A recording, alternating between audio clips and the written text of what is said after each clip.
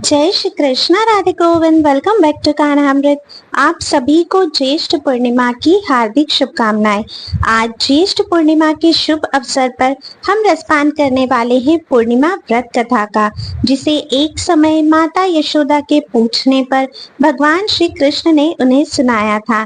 तो चलिए सब मिलकर भक्ति के सागर में गोता लगाने के लिए चलते हैं मैया यशोदा के महल की ओर, जहाँ पर इस समय बड़े ही प्रेम से मैया यशोदा कान्हा जी से पूछ रही है कि पूर्णिमा व्रत का महात्म क्या है और इस व्रत को करने से किन फलों की प्राप्ति होती है।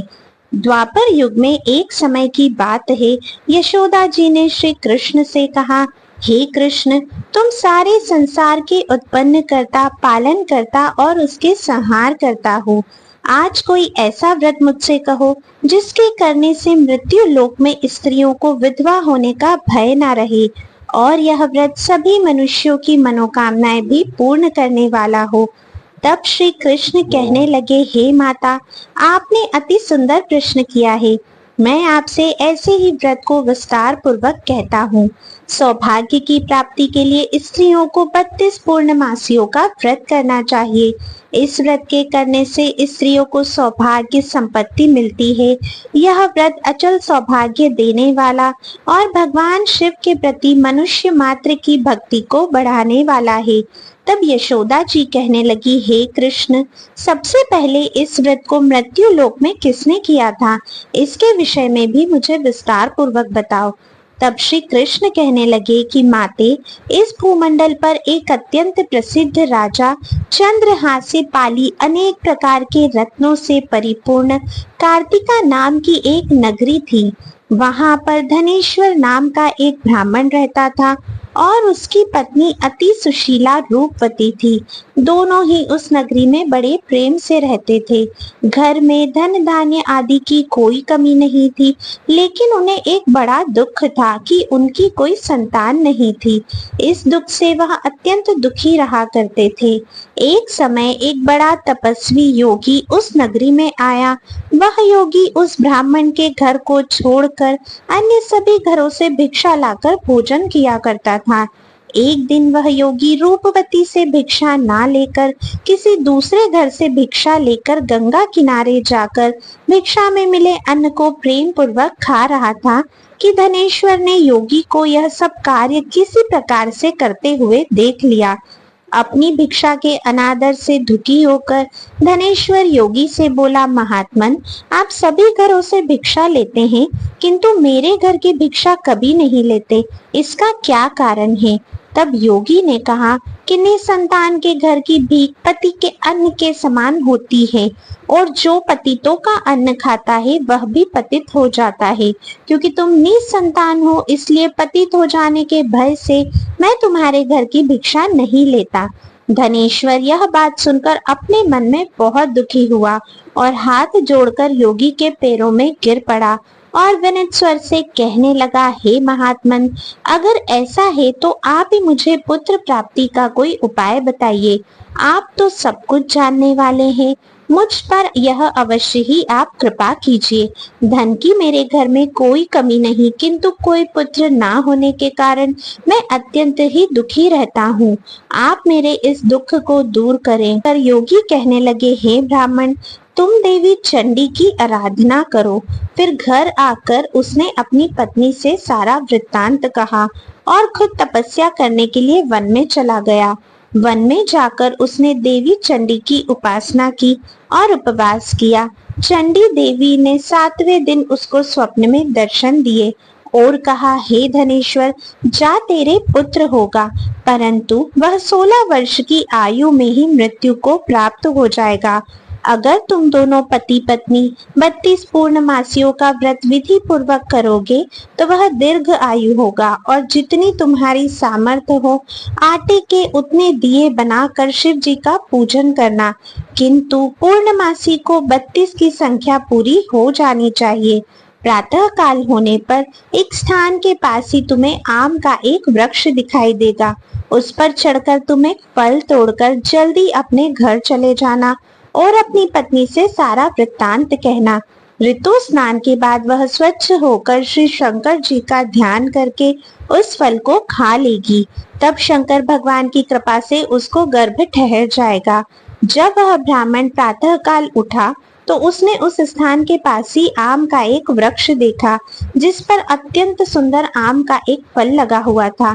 ब्राह्मण ने उस आम के वृक्ष पर चढ़कर फल को तोड़ने का प्रयास किया, किंतु वृक्ष पर कई बार प्रयास करने पर भी वह नहीं चढ़ पाया। अब तो ब्राह्मण को बड़ी चिंता हुई। तब वह विघ्न विनाशक श्री गणेश जी की वंदना करने लगा। हे दयानिधि, अपने भक्तों के विघ्नों का नाश करके उनके मंगल कार्य को करने वाले, दुष्टों का नाश करने वाले, रिद्धि सिद्धि के देने वाले, आप मुझ पर कृपा करें। प्रभु, मुझे इतना बता दे कि मैं अपने मनोरथ को पूर्ण कर सकूं और मुझे इतना बल भी दे दीजिए। इस प्रकार सच्चे मन से गणेश भगवान की प्रार्थना करने पर वह भगवान की कृपा से वृक्ष पर चढ़ गया। वृक्ष पर से फल तोड़कर उसने घर आकर अपनी पत्नी को वह फल लाकर दे दिया और उसकी पत्नी ने अपने पति के कहे अनुसार उस फल को खा लिया और वह गर्भवती हो गई। देवी चंडी की असीम कृपा से उसे एक अत्यंत ही सुंदर पुत्र हुआ, जिसका नाम उन्होंने देवी दास रखा। माता पिता के हर्ष और शोक के साथ वह बालक शुक्ल पक्ष के चंद्रमा की तरह अपने पिता के घर में पढ़ने लगा। देवी की कृपा से वह बालक बहुत ही सुंदर, सुशील और विद्या में बहुत निपुण हो गया। देवी की आज्ञा अनुसार उसकी माता ने 32 पूर्णमासी का व्रत रखना आरंभ कर दिया, जिससे उसका पुत्र बड़ी आयु वाला हो जाए। 1.25 वर्ष लगते लगते देवी दास के माता पिता को बड़ी चिंता हुई कि उनके पुत्र की इस वर्ष मृत्यु ना हो जाए। इसलिए उन्होंने अपने मन में विचार किया कि अगर यह दुर्घटना उनके सामने हो गई तो वह कैसे सहन कर पाएंगे। इसलिए उन्होंने देवीदास के मामा को बुलाया और कहा, हमारी इच्छा है कि देवीदास 1 वर्ष तक काशी में जाकर विद्या अध्ययन करे और उसको तुम अकेला कभी नहीं छोड़ना। इसलिए तुम साथ में जाओ और 1 वर्ष के बाद इसको वापस लौटा लाना। सारा प्रबंध करके उसके माता पिता ने काशी जाने के लिए देवीदास को एक घोड़े पर बिठाया और उसके मामा को उसके साथ कर दिया। किंतु बालक के अल्पायु होने की बात को बालक को या उसके मामा को उन्होंने नहीं बताया। कहीं धनेश्वर ने अपनी पत्नी के साथ मिलकर अपने पुत्र की मंगल कामना और दीर्घायु के लिए देवी भगवती की आराधना और पूर्णमासियों का व्रत आरंभ कर दिया। इस प्रकार बराबर 32 पूर्णमासी का व्रत पूरा किया। कुछ समय बीतने के बाद एक दिन वह दोनों मामा और भांजे रास्ते में रात बिताने के लिए किसी ग्राम में ठहरे हुए थे। उस दिन उस गांव में एक ब्राह्मण की अत्यंत सुंदरी, सुशीला और गुणवती कन्या का विवाह होने वाला था। जिस धर्मशाला में देवीदास और उसके मामा ठहरे हुए थे, उसी धर्मशाला में बारात भी ठहरी हुई थी। संयोगवश कन्या को तेल आदि चढ़ाकर मंडप आदि का कर्म किया गया तो लग्न के समय वर को धनुर्वात हो गया। वह हिलने डुलने और चलने में बिल्कुल असमर्थ हो गया। तब वर के पिता ने अपने परिवारजनों से परामर्श करके निश्चय किया कि यह देवीदास मेरे पुत्र जैसा ही सुंदर है, मैं इसके साथ ही लगन करा देता हूँ और बाद में विवाह के सभी कार्य मेरे पुत्र के साथ हो जाएंगे। ऐसा सोचकर देवी देश के मामा से जाकर वह बोला कि तुम थोड़ी देर के लिए अपने भांजे को हमें दे दो, जिससे विवाह के लग्न का सारा कार्य सुचारू रूप से हो सके। तब उसका मामा कहने लगा कि जो कुछ भी मधुपर्क आदि कन्या दान के समय वर को मिले वे सब हमें दिया जाए, तो ही मेरा भांजा इस बारात का दूल्हा बनेगा। यह बात वर के पिता ने स्वीकार कर ली और तब मामा ने अपना भांजा वर बनने को भेज दिया और उसके साथ विवाह के सभी कार्य रात में विधि पूर्वक संपन्न हो गए। पत्नी के साथ वह भोजन नहीं कर सका, इसीलिए वह दुखी मन से सोचने लगा कि ना जाने यह स्त्री कैसी होगी। वह एकांत में इसी सोच में पड़ा हुआ था कि उसकी आंखों में आंसू भी आ गए। तब उसकी पत्नी ने पूछा कि क्या बात है, आप इतने उदासीन और दुखी क्यों हो रहे हैं। तब उसने वो सारी बातें जो वर के पिता और उसके मामा में हुई थी वधु को बता दी। तब वह वधु कहने लगी कि ये ब्रह्म विवाह के विपरीत कैसे हो सकता है। देव, ब्राह्मण और अग्नि के सामने मैंने आपको ही अपना पति बनाया है, इसलिए आप ही मेरे पति हैं। मैं ही आपकी पत्नी रहूंगी, किसी अन्य की बिल्कुल नहीं। तब देवीदास ने कहा कि ऐसा मत करो, क्योंकि मेरी आयु बहुत थोड़ी है। मेरे मरने के बाद तुम्हारी क्या गति होगी, इस बात को अच्छी तरह से सोच लो। परंतु वह वधू दृढ़ विचार वाली थी। बोली कि जो आपकी गति होगी वही मेरी भी होगी। हे स्वामी, आप उठिए और भोजन कीजिए, आप निश्चय ही भूखे होंगे। तब देवीदास और उसकी पत्नी ने मिलकर भोजन किया और रात में वे सो गए। प्रातःकाल देवीदास ने अपनी पत्नी को 3 नग से जड़ी हुई एक अंगूठी और एक रुमाल दिया और बोला, प्रिय, इसे संकेत समझकर रखो और शांत हो जाओ। मेरा स्मरण और जीवन जानने के लिए एक पुष्प वाटिका बना लो, उसमें सुगंध वाली एक नव मल्लिका लगा लो, उसको हर दिन जल से सींचना और आनंद के साथ खेल कूदना और उत्सव मनाना। जिस समय और जिस दिन मेरी मृत्यु होगी यह फूल सूख जाएंगे, और जब यह फिर से हरे भरे हो जाए तो समझ लेना कि मैं जीवित हूँ। यह बात निश्चय करके समझ लेना और इसमें कोई संशय मत करना। ऐसा समझा बुझाकर वह चला गया। प्रातः काल होते ही वहां पर गाजे बाजे बजने लगे। जिस समय विवाह के कार्य समाप्त करने के लिए वर तथा सब बाराती मंडप में आए तो कन्या ने वर को भली प्रकार से देखकर अपने पिता से कहा कि यह मेरा पति नहीं है। मेरा पति वही है जिसके साथ रात में मेरा विवाह हुआ था। इसके साथ तो मेरा विवाह हुआ ही नहीं है। अगर यह वही है तो बताए कि मैंने इसको क्या दिया था और रात में हमारे बीच में क्या गुप्त बातें हुई थी, वह सब बताए। पिता ने उसके कहे अनुसार वर को बुलवाया। कन्या की सारी बातें सुनकर वह कहने लगा कि मैं कुछ नहीं जानता। इसके बाद वह लज्जित होकर अपना समूह लेकर चला गया और सारी बारात भी अपमानित होकर वहां से लौट गई। भगवान श्री कृष्ण आगे बोले, हे माते, इस प्रकार देवीदास काशी विद्या पढ़ने के लिए चला गया। जब कुछ समय बीत गया तो काल से प्रेरित होकर एक सांप रात के समय उसको डसने के लिए वहां पर आया। उस विषधर के प्रभाव से उसके बिस्तर के चारों ओर से विष की ज्वाला से वह बिस्तर विषैला हो गया, परंतु राजा के प्रभाव से उसको वह सांप नहीं काट पाया, क्योंकि पहले ही उसकी माँ ने 32 पूर्णमासी का व्रत कर रखा था। इसके बाद मध्याह्न के समय स्वयं काल वहां पर आया और उसके शरीर से उसके प्राणों को निकालने का प्रयास करने लगा, जिससे वह मूर्छित होकर धरती पर गिर पड़ा। भगवान की कृपा से उसी समय देवी पार्वती जी के साथ श्री शंकर जी वहां पर आ गए। उसको मूर्छित दशा में देखकर देवी पार्वती ने भगवान से प्रार्थना की, हे प्रभु, इस बालक की माता ने पहले 32 पूर्णमासी का व्रत किया था, जिसके प्रभाव से हे भगवान, अब आप इसको प्राण दान दे दीजिए। देवी के कहने पर भक्त वत्सल भगवान ने उस बालक को प्राण दान दे दिया। इस व्रत के प्रभाव से काल को भी पीछे हटना पड़ा और देवीदास स्वस्थ होकर बैठ गया। उधर उसकी पत्नी उसके काल की प्रतीक्षा किया करती थी।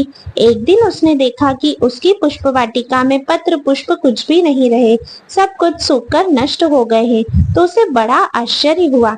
किंतु कुछ ही क्षण में वह सब वाटिका पहले की तरह हरी भरी हो गई। तब वह समझ गई कि उसके पति पुनर्जीवित हो गए हैं। यह देखकर वह बहुत प्रसन्न होकर अपने पिता से कहने लगी, पिताजी, मेरे पति जीवित हैं, आप उनको ढूंढिए। जब 1.25 वर्ष बीत गया तो देवीदास भी अपने मामा के साथ काशी से वापस अपने घर के लिए चल पड़ा। इधर उसके ससुर उसको ढूंढने के लिए घर से जाने ही वाले थे कि वह दोनों मामा भांजा वहीं पर आ गए। उसको आया देखकर उसका ससुर बड़ी प्रसन्नता के साथ उसे अपने घर में ले गया। उस समय नगर के निवासी भी वहां इकट्ठा हो गए और फिर सबने निश्चय किया कि अवश्य ही इस बालक के साथ इसी कन्या का विवाह हुआ था। उस बालक को जब कन्या ने देखा तो पहचान लिया और कहा कि यह तो वही है जो संकेत करके गए थे। फिर सब कहने लगे कि भला हुआ जो यह आ गया, और तब सब नगरवासियों ने खूब आनंद मनाया। कुछ दिनों के बाद देवीदास अपनी पत्नी और अपने मामा के साथ अपने ससुर के घर से बहुत सारा उपहार लेकर अपने घर की ओर चल पड़ा। अपने नगर के निकट गया तो कई लोगों ने उसे देखकर उसके माता पिता को पहले ही जाकर सूचना दे दी कि तुम्हारा पुत्र देवीदास अपनी पत्नी और मामा के साथ आ रहा है। ऐसा सुनकर पहले तो उन्हें विश्वास ही नहीं हुआ, किंतु जब और लोगों ने भी आकर उनकी बात का समर्थन किया तब उन्हें बड़ा ही आश्चर्य हुआ। इतने में ही देवीदास भी अपने घर पहुंच गया और देवीदास ने अपने माता पिता के चरणों में सिर रखकर प्रणाम किया और उसकी पत्नी ने भी अपने सास ससुर के चरणों को स्पर्श किया तो माता पिता ने अपने पुत्र और पुत्र वधू को अपने हृदय से लगा लिया और सबकी आंखों से प्रेम के आंसू बहने लगे। अपने पुत्र और पुत्र वधू के आने की खुशी में धनेश्वर ने बड़ा भारी उत्सव किया और ब्राह्मणों को भी बहुत सी दान दक्षिणा देकर प्रसन्न किया। भगवान श्री कृष्ण कहने लगे, माते, इस प्रकार धनेश्वर 32 पूर्णमासियों के व्रत के प्रभाव से पुत्रवान हो गया। जो भी स्त्रियां इस व्रत को करती है वे जन्म जन्मांतर में भी वैधव्य का दुख नहीं भोगती और सदैव सौभाग्यवती रहती है। यह मेरा वचन है, इसमें कोई संदेह नहीं। यह व्रत पुत्र पुत्र को देने वाला तथा संपूर्ण मनोकामनाओं को पूर्ण करने वाला है। 32 पूर्णमासियों के व्रत करने से व्यक्ति की सारी इच्छाएं भगवान की कृपा से पूर्ण हो जाती है। और इसी के साथ आज पूर्णमासी की ये कथा यहीं पर समाप्त होती है। प्रेम से कहिए भगवान श्री कृष्ण की जय। आई होप आप लोगों ने ये कथा संपूर्णतः सुनी होगी। अगर आप लोगों को कथा में थोड़ा भी पसंद आई है तो आप इसे ज्यादा से ज्यादा लाइक और शेयर कीजिए ताकि सभी लोग इस कथा का लाभ उठा सके। चैनल को अगर अभी तक सब्सक्राइब नहीं किया तो सब्सक्राइब करके बेल आइकन भी प्रेस कर दीजिए। अब मैं आप सभी से मिलती हूँ नेक्स्ट वीडियो में, तब तक के लिए राधे राधे।